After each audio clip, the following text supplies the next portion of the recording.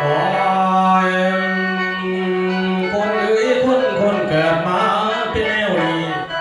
ถึงเวลานั้นโอ้ยมาถึงแล้วบ่ได้อยู่โอ้ยแม่ผมเอ้ยโลกนี้คนมีหมู่มันถึงเข้ามาหอดแล้วโอ้ยหมู่มารวมส่งสาการต่อยายโอ้ยโอ้ยโอ้โอ้ยนะโอ้ยโอ้โอ้โอ้ยลา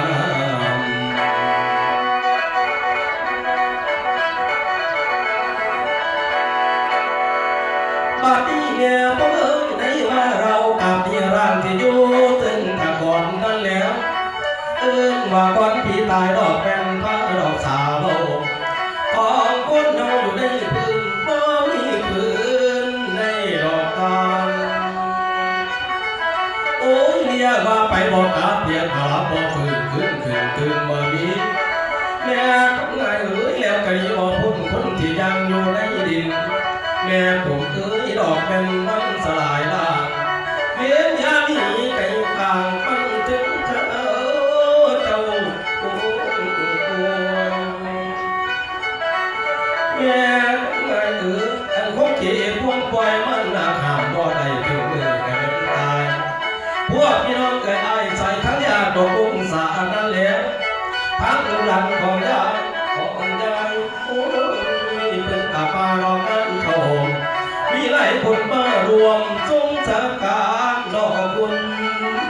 แม่โอ้ยมีหลายคนกระโดดได้มาเข้าปูสุราแม่ทั้งไงพูดเจ้าว่าว่าญากันนี้หลายว่าใจเหลือกะมากไปหลายพร้อม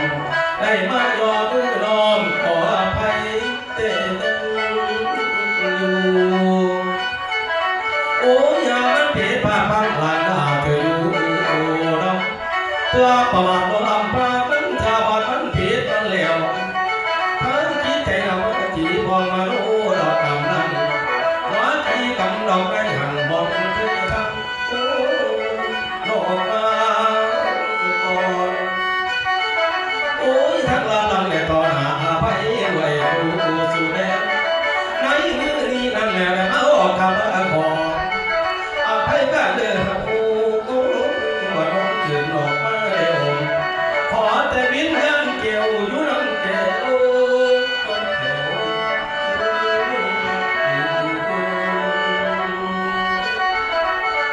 โอ้ยแม่ข้างในแผ่นดินผู้เกิดเย็นนั้นเข้าขอวันมาจงไม่แล้วว่าโอ้งูจะมาลายนั่นแล้วมาน้ำกันลายผู้หาที่ผู้ดอกแก้วเลือดบุกบ้าน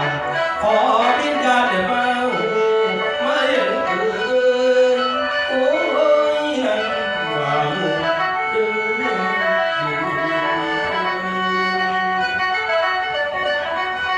โอ้ยแม่ข้างในผู้เคยอยู่ของบ้านผู้เคยออกตอกใส่กันขอวิญญาณเจ้านี่นั่นแม่จะอยู่หลังไหนแม่บอกเจ้ากับนายให้ส่งเราเรือมาโอ้มาล้มสลายล่างเรือมาพอดูจีแม่ข้างในเทียบที่ไหลลงบอกกันก่อนว่าจากญาติพี่น้องญาติสายหักกันแล้วมาน้ำกันหลายผู้หลายผู้ทรงสาการของเจ้าสาธุเด้อขอวิญญาณได้ไปเข้าไปหาบ่อนหมายใส่ขอวิญญาณได้เข้าได้ไปเข้าเราอยู่เนาะเมียผู้เบิดขันเป็นโคกวัง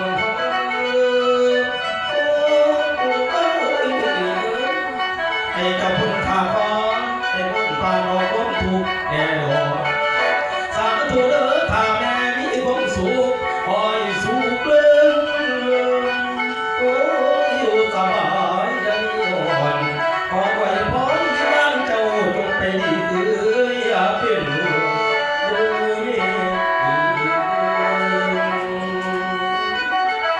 โอ้ยอย่าว่าหลังว่าหน้าพิจารเข้าบ่อนไป